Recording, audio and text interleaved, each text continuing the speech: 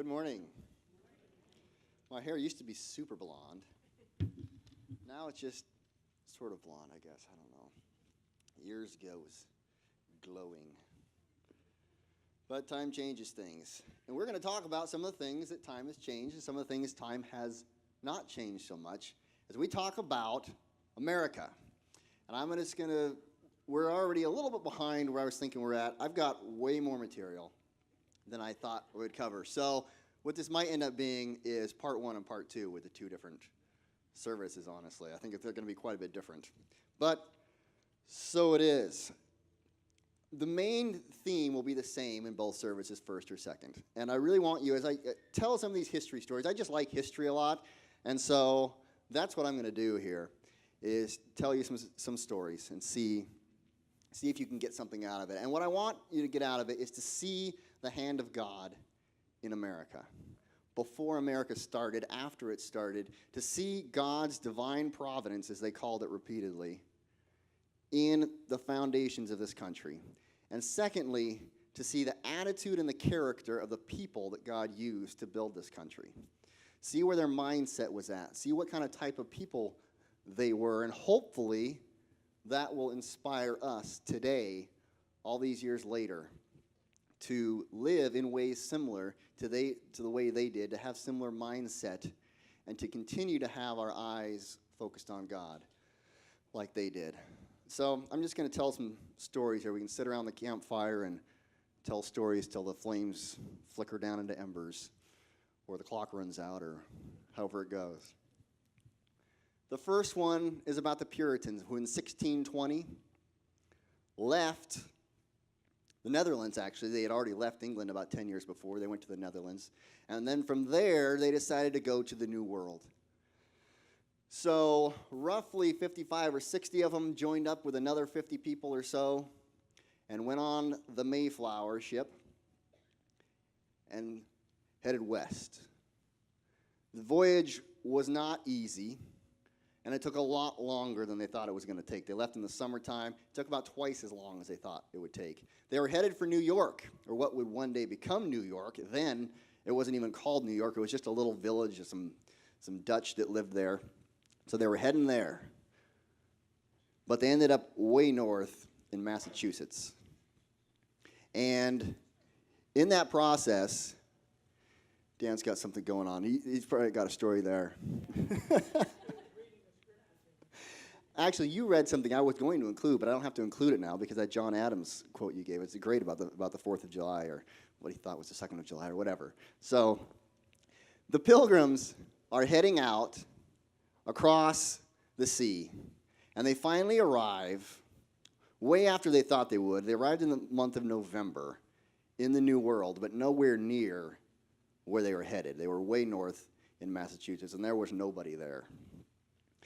The trip had been very difficult. The ship was small. They had to sit underneath the decks a lot of the time in 4-foot ceilings. So it was okay for the little kids. But for an adult, hanging out for several days with a 4-foot ceiling, with no bathrooms, well, there was a bucket for that. But there was also a bucket for water. Don't mix up the buckets. And there was a bucket for the puke. Don't mix that one up either. You can imagine it's not great living. 2 people died coming across. Most of them survived.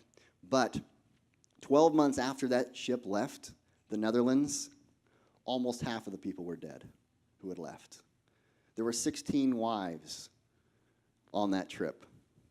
By the end of that first winter, 13 of them had died.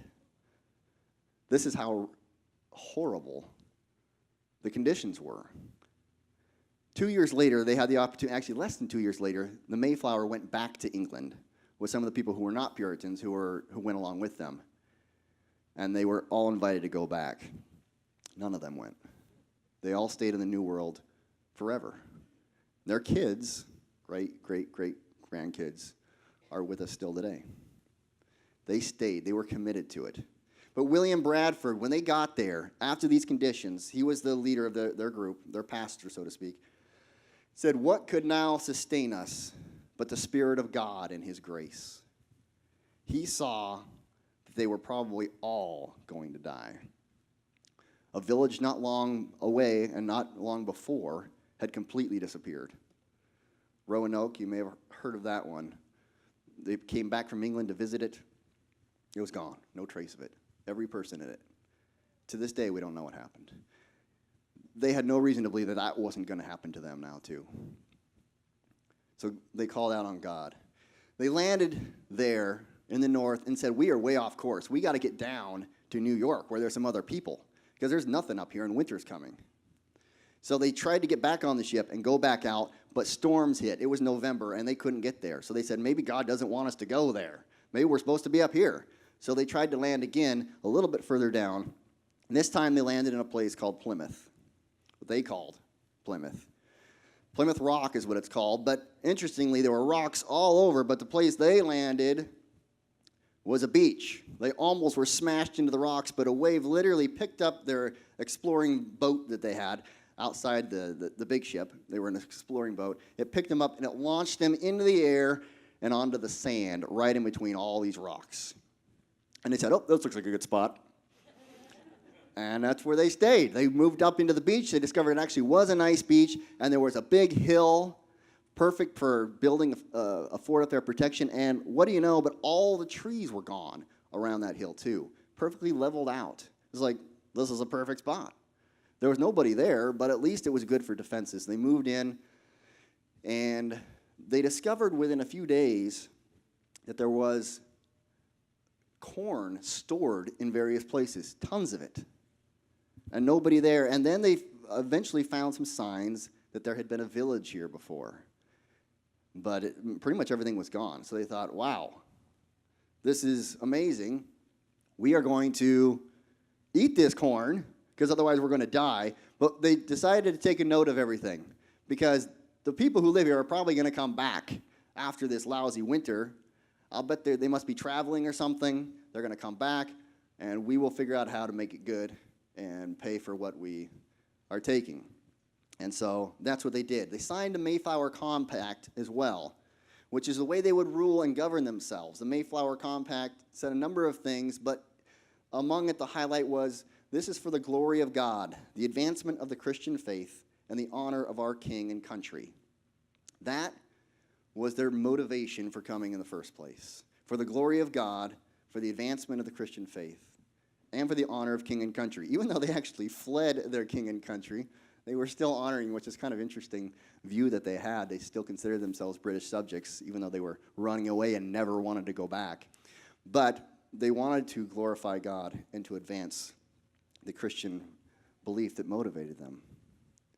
So here they were in this village, which they later found out was called Patuxet. It was the perfect location. But there were two things really that saved them. The first one was finding this village with food in it that was totally abandoned and open for them. But there was a second thing that saved them as well. But before I talk about that, I want to just take a little aside and talk about the way they viewed the Indians around them. Because what it turned out had happened is this village, all the people there had died from disease. 4 years ago, a disease had hit the area and wiped out many Indian villages, partially, and some completely. This one was completely devastated by disease. Everybody there died, except for one person, which we'll find out in a second. But John Winthrop, one of the Puritans, wrote that this was, for them, a miracle that it was there. Because he said, what warrant have we to take that land which is and hath been of long time possessed by other sons of Adam? Notice his mindset here is we would have no right to come in and take somebody else's village because they are other sons of Adam. You can see the Christian belief giving the reason that they held the Indians in equal regard. They said they are also sons of Adam as we are. They literally viewed the Indians as literal cousins. Not first cousins or second cousins, but still the same ancestor. And so the Indians were placed in the same view. Not everyone held this view, but the Puritans did hold this view, the people who settled in New England. Another Puritan pastor who actually founded Rhode Island Roger Williams. He wrote, "Nature knows no difference between Europe and Americans in blood, birth, or bodies. And God, having of one blood made all mankind, boast not, proud English, thy brother Indian, as by birth as good." So another Puritan said, the Indian is your brother by blood. You come from the same blood. Don't boast about being better than the Indians, because we're not. We're the same. And again, this viewpoint wasn't shared everywhere, but it was in the Puritans. All around the world, there have been classes fighting some people are better than other people by nature, inherently better. And the Puritans completely rejected that view because they said God is the creator of all of us. That is the reason they rejected that view.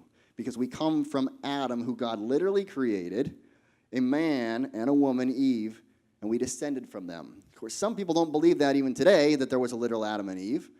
I do, and they did. That's the important point. They believed that they were the same plane as the natives because of where they came from. So this is the viewpoint that the Puritans had of the natives that they saw.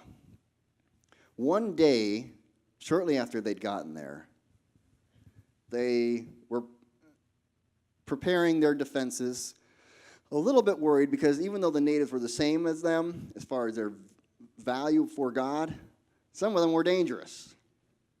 And they didn't want to be attacked by them.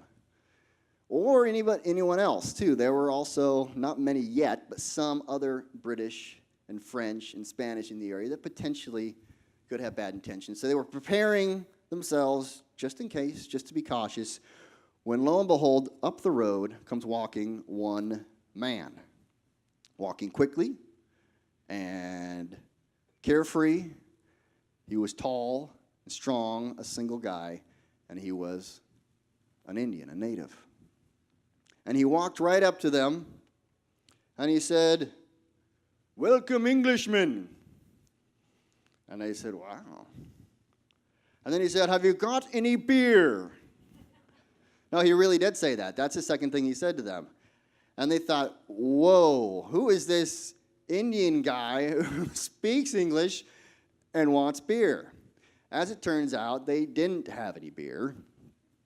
Not because they didn't drink beer. Puritans had some very strict religious things they followed, but they were fine with drinking beer.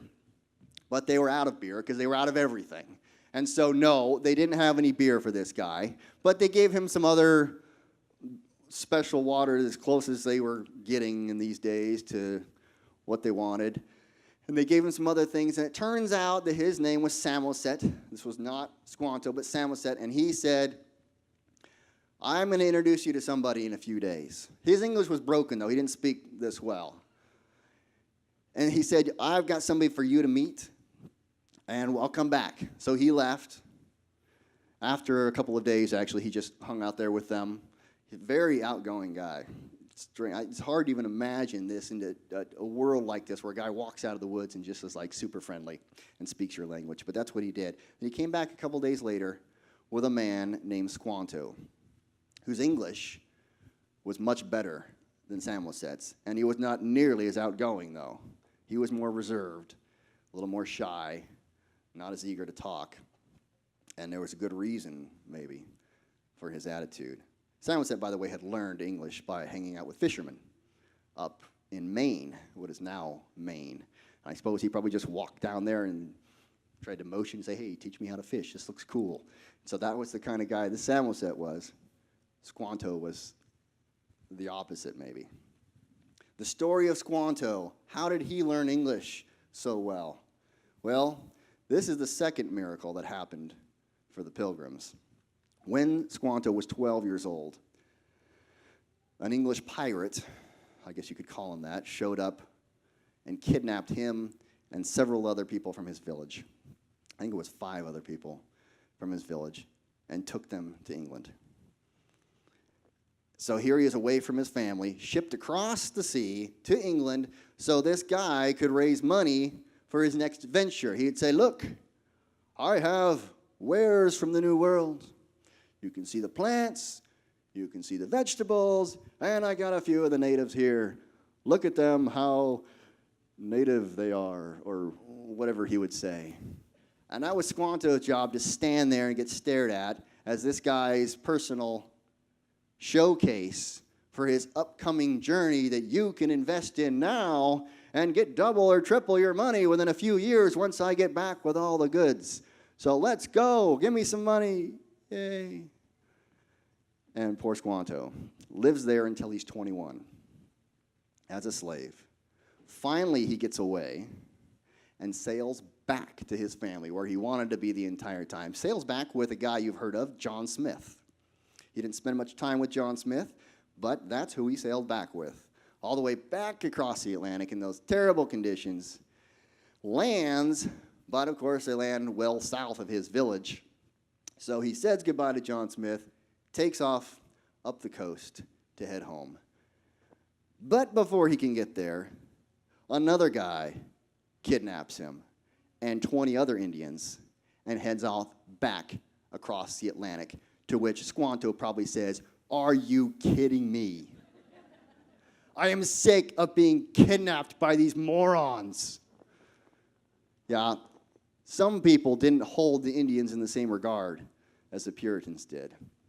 It is very sad to say, but very true. So here he is, heading back over, and this guy was even worse than the first guy that kidnapped him. His plan was just to sell them all into slavery and make a buck that way.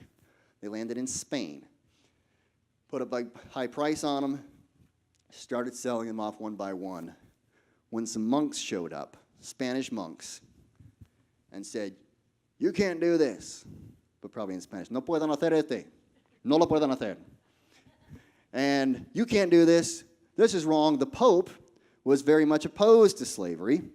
Pope Paul III, I think was the name, I saw it earlier, but I think that Pope, and he said, "We cannot be kidnapping Indians. The Indians have to be treated like everybody else." So this was the Pope's view as well, and the monks followed that, and they actually bought all the slaves. They shamed the guy into getting them a better price, but they bought them and brought them to the monastery.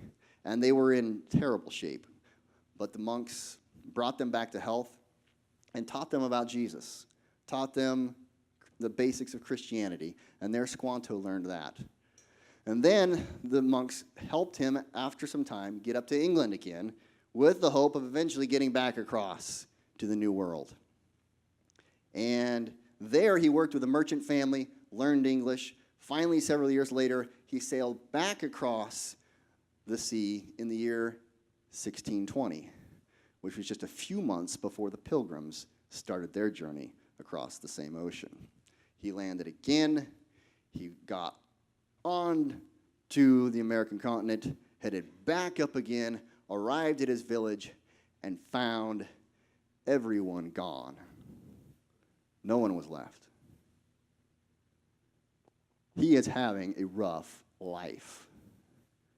He sleeps a few days out in the forest, finally finds another tribe off in the distance, and finds out that everyone he ever knew from his first 12 years of life was dead.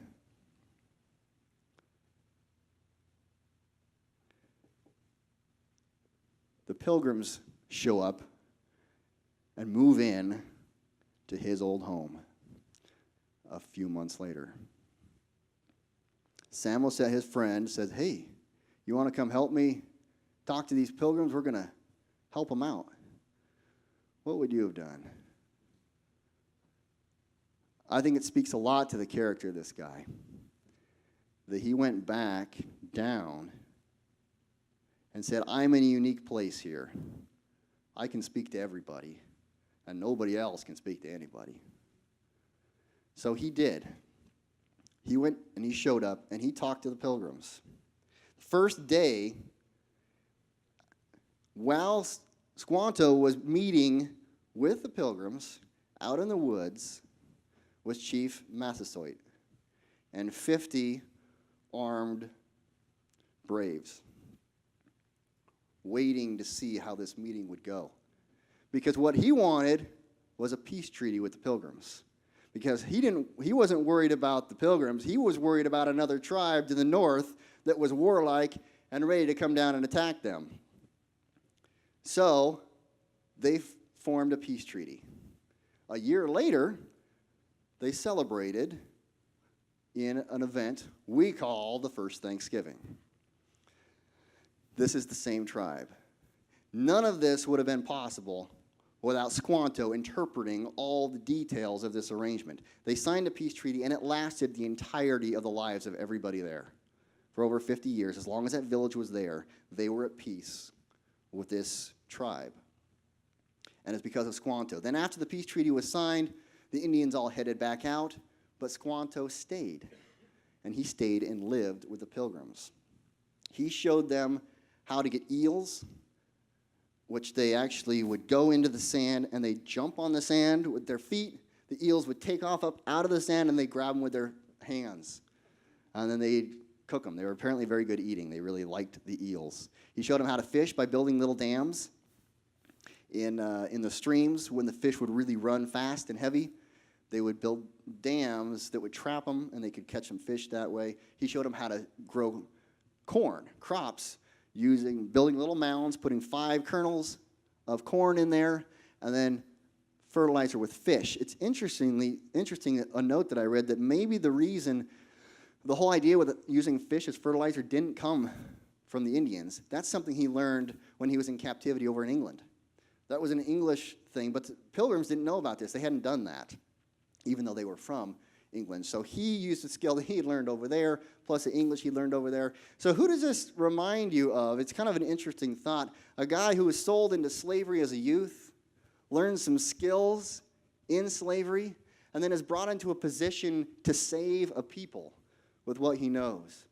Any story in the Bible that rings any bells there? How is Squanto not a lot like the story of Joseph? How weird is that? But that is what I think of with Squanto, a man who is used by God from way into the uttermost parts of the earth, which is what this was. And a people, the Pilgrims, who worked with him as well and were used by God to bring a new nation to this earth. The Great Awakening. Let me talk about that for a second. This story starts about 120 years after the story I just told.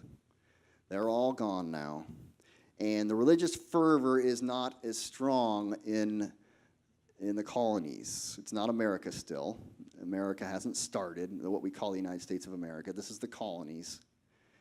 And several preachers were used by God for a massive revival where the churches were filled and people's hearts were turned toward God. Cotton Mather's a guy you may have heard of. Jonathan Edwards is another one, very famous. Jonathan Edwards gave probably the most famous sermon, besides maybe the Sermon on the Mount that Jesus gave, Sinners in the Hands of an Angry God. Have you heard that title before?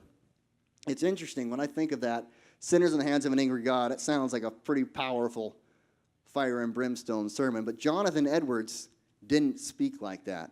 He was very calm and conversational. He hardly moved when he spoke. I'm pacing around. Sometimes I get animated and use motions and stuff.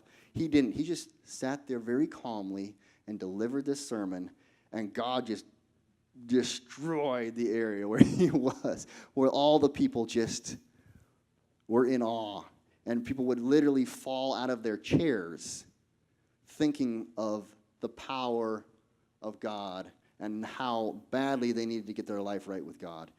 Sinners in the Hands of an Angry God, a very famous sermon that he just calmly delivered and saw people shaken. He wrote several works of theology, The Nature of True Virtue, Original Sin, Freedom of the Will, that were used for years and years, probably the biggest theological works written in America, certainly to that point, and maybe ever. He preached 7 years to the Mohawks and the Mohegan Indians in the Massachusetts frontier. He became the president of Princeton University in the last year of his life.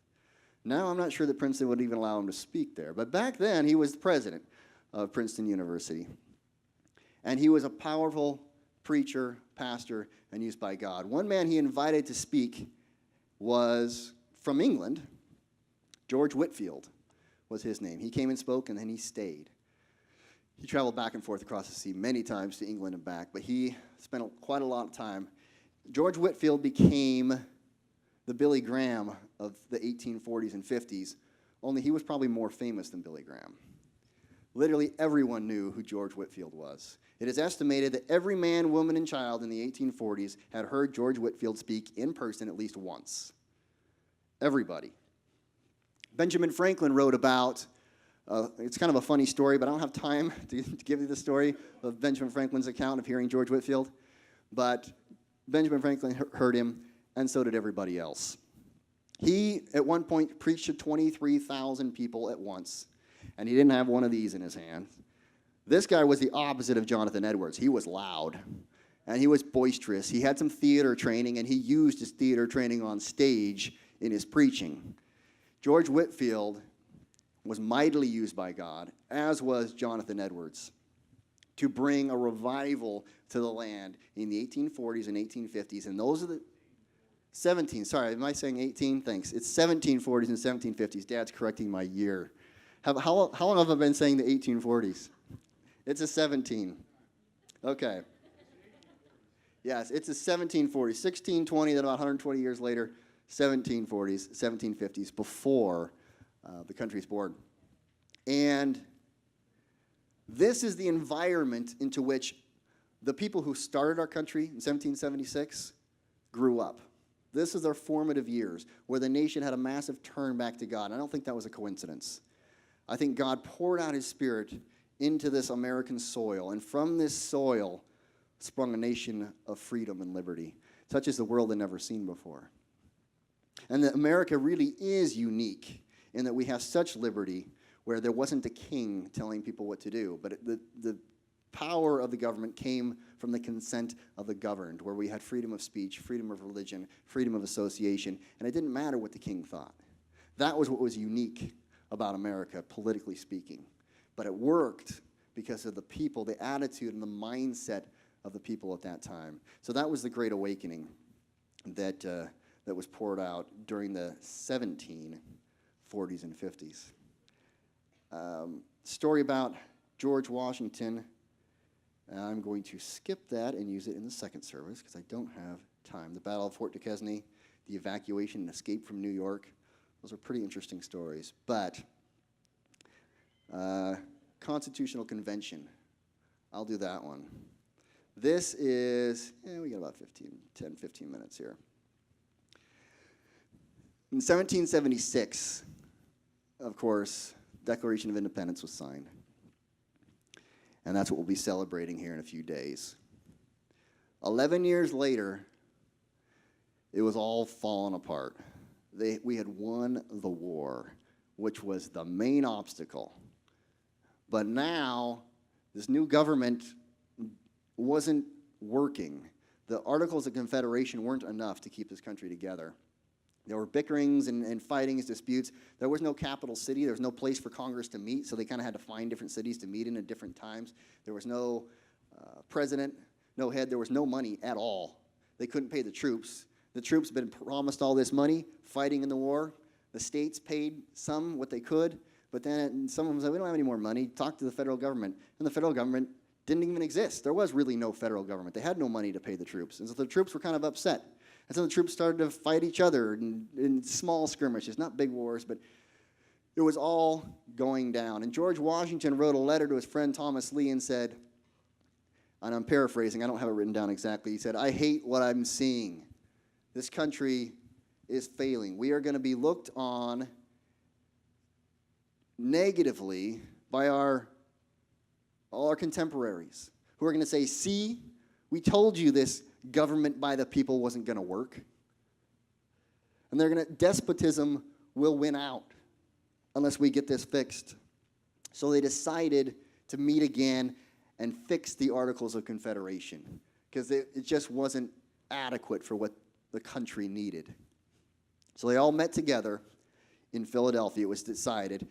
And George Washington was persuaded to show up because if he would show up, then it had some legitimacy. People loved George Washington. And if he was behind it, then I'm behind it, was kind of the attitude. He didn't think he wanted to even go because he wanted to be out of it. He didn't want anything to do with him because he thought they were going to try to make him king or try to say it's all about George Washington. It's not about me. It's about the country. But he finally went. So people started to trickle, and they decided there was going to be a meeting. It took forever to get around. And so in Boston, actually in Philadelphia, sorry, it wasn't in Boston, people began to trickle in toward the convention. They showed up early, and I think this is kind of a fun part of it. They met at Benjamin Franklin's house, who was just, he lived right near the hall where they were going to have their convention. He was the oldest one. He was 81. And he was super famous. He was probably one of the most famous people, not in the country, but in the whole world. From his inventions that he'd done, from his time in France as the ambassador over there, and France was the main power in the world, competing, I guess, with Britain for that.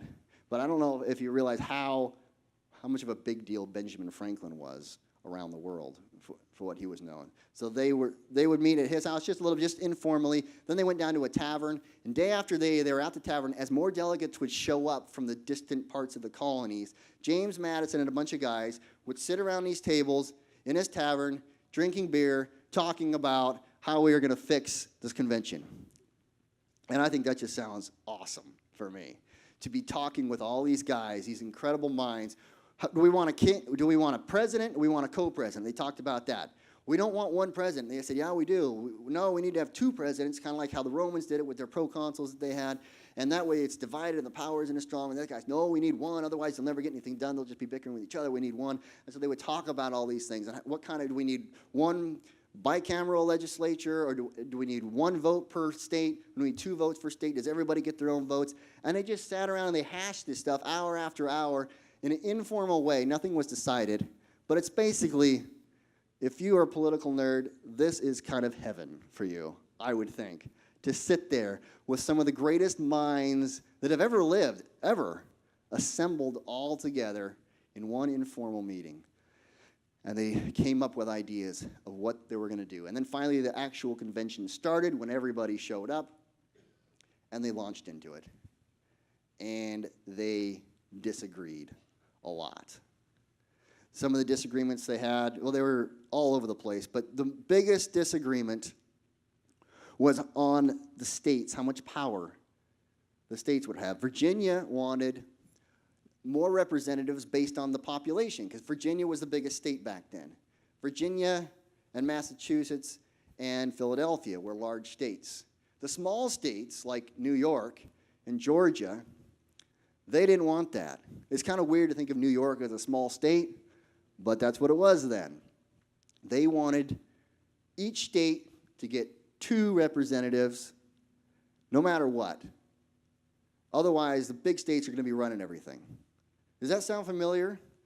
I don't know if you guys paid close attention to the last election with Trump and Hillary and the Electoral College. That sort of thing was the debate then that almost ended the country 11 years in.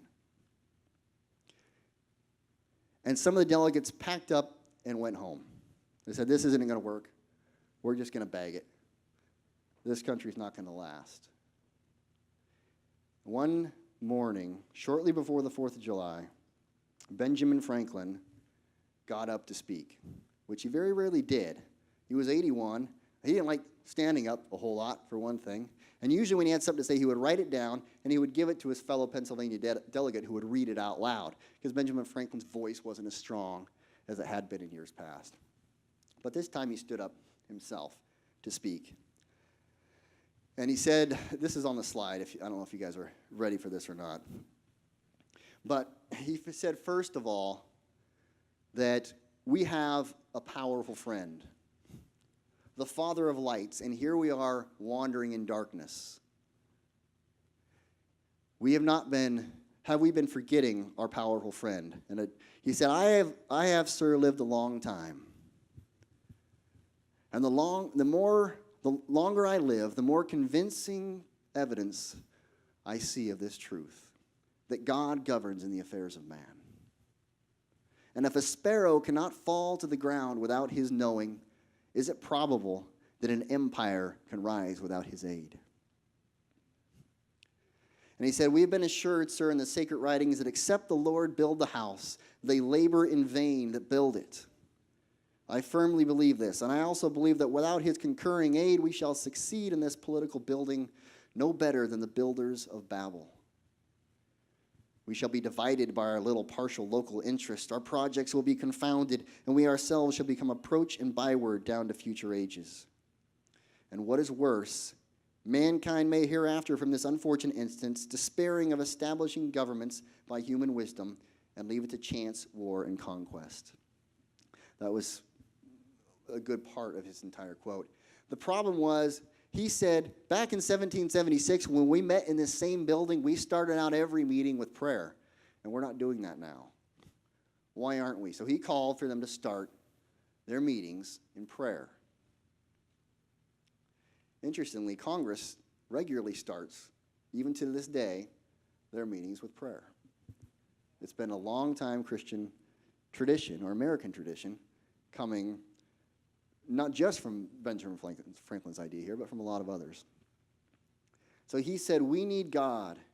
Is it probable that we can rise without God's aid? And it's interesting in here to notice where Benjamin Franklin is in his mindset here. He quotes Scripture 4 times in this short speech that he gives, knowing that people wouldn't understand it. If a sparrow falls to the ground without his aid, he's quoting Jesus there. And then, except the Lord build a house, they labor in vain that build it. That's from Psalms. And then there was another one that I missed. There's 2 others. Anyway, 4 different times that he quotes Scripture, because he knew Scripture. And the guys he was talking to knew Scripture. And that's an important part of every person's life, they believed. And I believe, and hopefully you believe.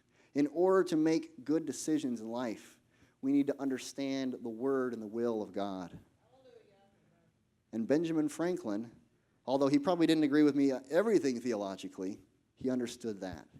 And so did so many others of our founders. After this speech, it was said that there was a spirit of peace. They went to church on the 4th of July and heard a special 4th of July sermon a couple days after this. Like what he said in there, that you're going to do that on the 4th of July? That's what they did. They all went off to church down the street. They didn't tell anybody what was going on. Nobody outside this convention knew how bad it was in there. But it was bad. But then they got together and they formed the greatest compact that has ever been made for a government on earth. 3 months later, they finished it. It took a long time, but they finished it, and it's endured to this day. 2 other quick things as I end. The Northwest Ordinance. You may have heard of that. It's not particularly well known, but that was what started the established in Northwest Territory. The Northwest Territory is a group of states that the Northwest Ordinance decided how the Northwest Territory would be added to the Union. 5 states, Ohio, Indiana, Illinois, Michigan, Wisconsin, and parts of Minnesota. Those states there were added over time to the United States. And the Northwest Ordinance is what made that all happen. It laid out for how this is going to happen. And one of the things that Northwest Ordinance also talked about was starting public education. This was a new idea, really, of educating everybody, or at least nearly everybody. And why would that be done? It said in the Northwest Ordinance, for the children of these states, and the idea eventually spread to the entire country, but that religion, morality, and knowledge being necessary to good government and the happiness of mankind, schools and the means of education shall forever be encouraged. So it's interesting where we come now. There's debate now on whether it's okay to teach the Bible or to teach about God or have any kind of religious teaching in public schools. Back then, there wasn't a question if it was okay or not. Back then, the reason the schools were set up was to teach religion and morality and knowledge. That was why they existed in the first place. So important to them was the idea that the people need to understand the principles of morality, that they wanted to teach schools and set up schools for everybody to go to where they could learn knowledge and the ways of God. I think that's a very different way. If you told people today that that's what our public schools are supposed to do, I think they'd be shocked. And they'd think it's entirely unconstitutional. But the fact is, this was written in 1787, the same year that they were debating the Declaration. No, not the Declaration, the Constitution. The same year all that went on. These were the same people, the same year, the same time frame, the same nation. That was the mindset that was in the world at that time. Lastly, George Washington said, of all the dispositions and habits which lead to political prosperity, religion and morality are indispensable supports. In vain would that man claim the tribute of patriotism, who should labor to subvert these great pillars of human happiness, these firmest props of the duties of men and citizens. And John Adams said, our Constitution was made only for a moral and religious people. It is wholly inadequate to the government of any other.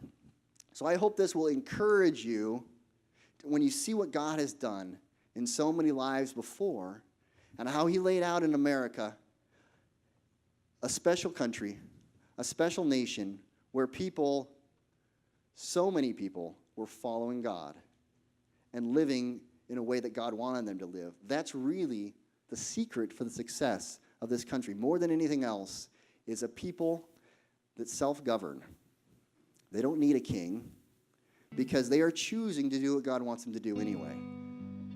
You and I have fallen in that area, and our national ancestors also failed in that area from time to time. Nobody has ever done this perfectly, but I don't think anybody's ever done it better than the people of the United States in the grand view of it. So I hope this inspires you, because it does inspire me, to continue to seek God in my own life and to seek God in the life of this country, that we would continue to glorify him and honor him in what we do. Let's end in prayer. Lord, thank you for this day. Thank you for this country that you've given us, the people that we live with, that we are around. We remember the people who came before us, who set such a good example in so many ways for us to follow. And even when they failed and didn't always leave the best example, they pointed us to the one who does leave a perfect example, and that is you. That is your Son, who has offered us salvation and is guiding us and is with us through remarkable situations no matter what. We praise you, and we thank you for our country, for the neighbors we have, and for your salvation. In Jesus' name, amen. Thanks. You're dismissed.